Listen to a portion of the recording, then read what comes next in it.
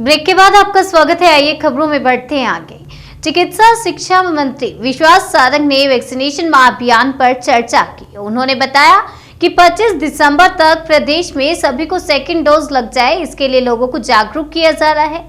तो वहीं ration advisory को लेकर कहा कि दिसंबर तक सभी हितग्राही दोनों डोज लगवा लें, इसलिए राशन की दुकान में जो भी हितग्राही राशन लेने के लिए आ रहा है उनको जागरूक किया जाएगा।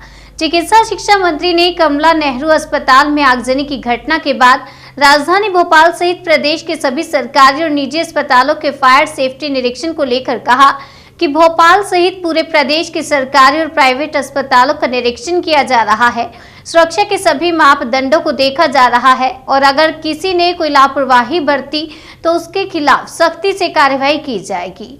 कांग्रेस नेता मणिशंकर अय्यर के बाद कांग्रेस की राष्ट्रीय प्रवक्ता सुप्रिया के द्वारा मुगलों की तारीफ करने पर विश्वास सारंग ने कांग्रेस को जमकर घेरा। उन्होंने कांग्रेस पर देश के सामने इतिहास को तोड़ मरोड़ कर पेश करने का आरोप लगाया।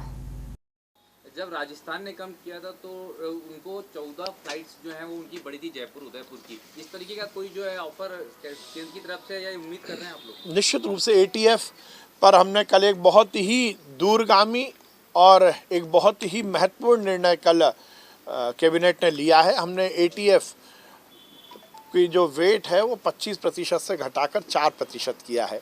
केंद्रीय उड्डयन मंत्रालय भी लगातार हमसे पत्राचार करता रहा है और प्राइवेट जो एयरलाइंस हैं उनकी तरफ से भी ये बातें आ रही थी कि यदि वेट कम होता है, फ्यूल के दाम कम होते हैं तो निश्चित रूप से प्रदेश में उड़ानों की संख्या बढ़ेगी, फ़्लाइट्स की संख्या बढ़ेगी। उससे बहुत फ़ायदा होने वाला, उससे जहां एक और पर्यटन का लाभ होगा तो निश्चित रूप से निवेश और इस तरह की आर्थिक गतिविधियां भी प्रदेश में बढ़ सकती हैं और उसके लिए ज़रूरी है। ये हमने एक अच्छा बड़ा कदम उठाया है। मैं माननीय मुख्यमंत्री जी को बहुत बधाई देता हूं। अब 4% वेट लगेगा एटीएफ पर, तो उससे निश्चित रूप से जहां एक और उड़ानें बढ़ेंगी तो दूसरी ओर यात्री किराया भी कम होने की पूरी उम्मीद है। इससे इसके बहुत फ़ायदे होने वाले हैं। ठीक है। प्रेस कॉन्फ्रेंस में उन्होंने कहा कि मुगलों का राज अच्छा था, मुगलों के राज में देश में सबसे ज़्यादा जीडीपी 30%। अब देखिए, ये तो सुनिश्चित है ना। कांग्रेस तो कभी अंग्रेजों की बड़ाई करती है, कभी मुगलों की बड़ाई करती है और कांग्रेस तो हर समय तुष्टीकरण की राजनीति को आगे बढ़ाती है। वो जो दिव्य ज्ञानी कांग्रेस की प्रवक्ता है, उनको ये दिव्य ज्ञान 10 जनपद से ही मिला होगा। 10 जनपद केवल और केवल हिंदू विरोधी बातें इस देश में प्रसारित करने के लिए एजेंडा चला रहा है।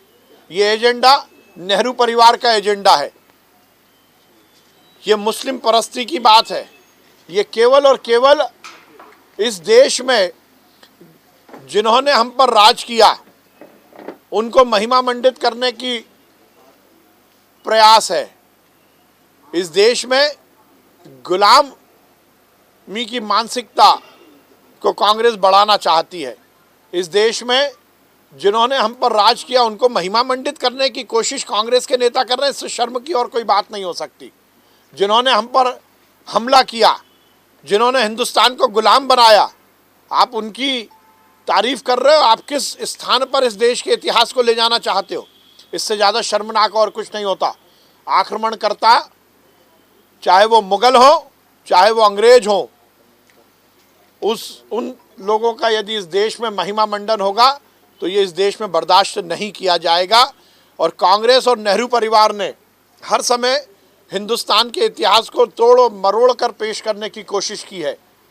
केवल एक परिवार का महिमा मंडन हो और आक्रांताओं का महिमा मंडन हो, इसका प्रयास कांग्रेस करती आई है और उसी का परिणाम है कि इस देश में गुलामी की मानसिकता को वो बढ़ाना चाहते हैं।